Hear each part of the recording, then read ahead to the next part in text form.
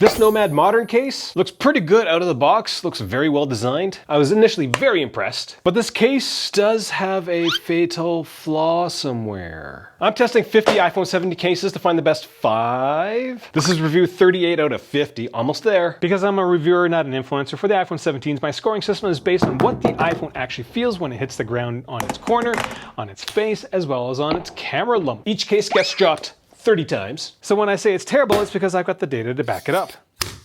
Now this is one bright case. I thought there'd be tons of other bright colored Nomad cases, but it's just this, white and black. Now the back is super slick. The case edges have a reverse bump to it, which is, I love this. Makes it really easy to pick up your phone in this case. The case edges are super low, especially with an iPhone with a screen protector. And because of the super low edges, this retaining lip around here is exceptionally sharp. You're not gonna notice it, but yeah, it's there. Your iPhone's gonna sit on a luxurious bed of microfiber. Oh, that's what this recess area is for. Lanyards.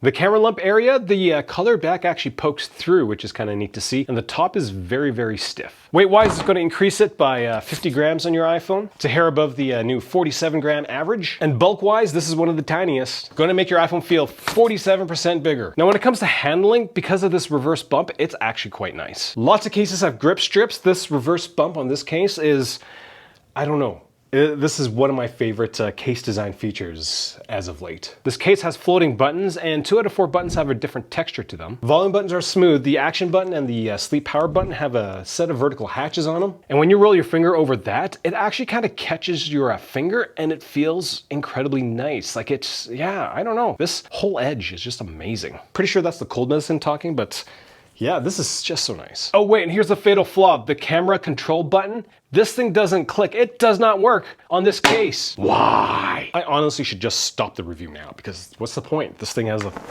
massive red flag. Now, assuming that this is a one-off, screen access on this case is amazing because the case edges are incredibly low. When it comes to MagSafe accessories, to pull them off took 8.5 newtons to them off took 7.6. Ka-chow! Terrible! And look at this. Only takes 16 newtons to bend this 8 mils. Pretty flexy. That's 43% below average. Corners on this case are 2.5 mils thick. The back is also 2.5 mils thick. Let's talk about corner drops. In a 3-foot drop, my iPhone recorded 7.4 Gs. That is 27% below average. The amount of a rotation after a corner drop, that was better by 31%. Case rang a bit more because it took 26% longer to settle down. And the total force was almost average. Now it's crazy to see the corner drop being 7.4 Gs. Like I think there's only a few cases that actually hit 7. So the TPU in this case does a great job of absorbing the initial impact. And when it comes to face first drops, what do you think is going to happen with a case where, yeah, you can almost see the screen protector go above the case edge?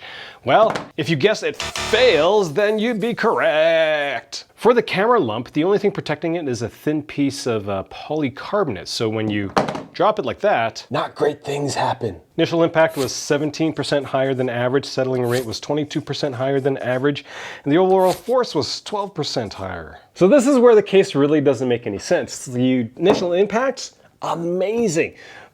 But your iPhone doesn't stay there. It has to go this way or this way, and either way, this way or this way, this case does terribly. So would I get this case if I wasn't a reviewer? First of all, camera button doesn't work.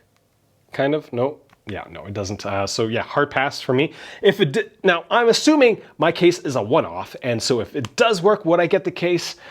I love the edge, the reverse bump with the buttons. It's the handling for this product, because I don't drop my iPhone a lot outside of being a reviewer. I'd be okay with it. I'm reviewing 50 cases to find the best 5. If you haven't yet, make sure you hit subscribe so that the moment that this review finally finishes, it gets uploaded 9:30 and gets posted at 9:30 a.m. the next morning.